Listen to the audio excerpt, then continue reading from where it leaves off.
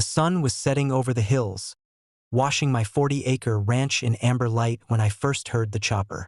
Low, fast, and coming in hot from the north. I'd been repairing the south pasture fence when my phone buzzed. Unknown number. Normally I ignore those, but this one felt different. "Sam, it's me," came my brother's voice, muffled by a headset.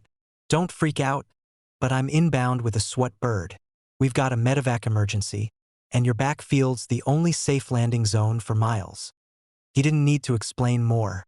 Out here, in this remote patch of the valley, a good landing site could mean life or death.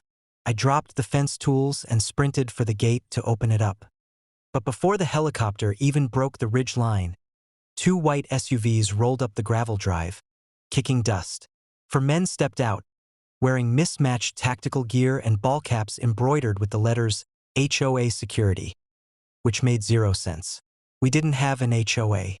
The tallest one, with a chest rig stuffed with zip ties, barked, "We need to restrict this airspace. No landing here, liability issues." I blinked. Liability? This is private property. And who even are you?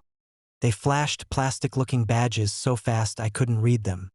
The chopper came into view then, dark green with the SWAT insignia gleaming on the side, and I realized something. These guys weren't here to protect anyone. They were trying to block the landing. One of them pulled a flare gun from his belt.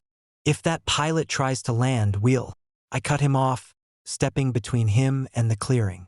"You fire that thing, and you'll be the one needing a medevac."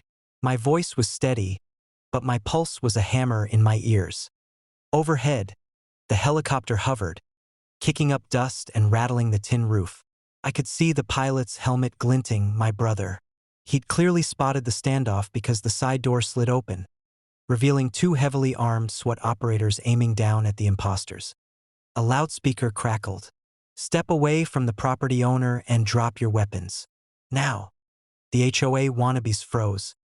Then my brother landed the bird like thunder, the downwash nearly knocking the fakes off their feet. Real SWAT officers poured out, moving with precision.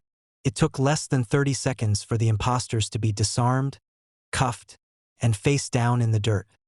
Turned out, they were part of a bizarre scam, posing as HOA enforcement to intimidate rural landowners into paying airspace fees for emergency flights. They'd been hitting remote ranches all over the county. That night, my brother stayed long enough to help with the paperwork and grab a cold beer. We sat on the porch, watching the last of the daylight fade, the helicopter a dark silhouette against the orange sky. "Guess you picked the wrong ranch," I told him. He grinned. "Guess they picked the wrong pilot."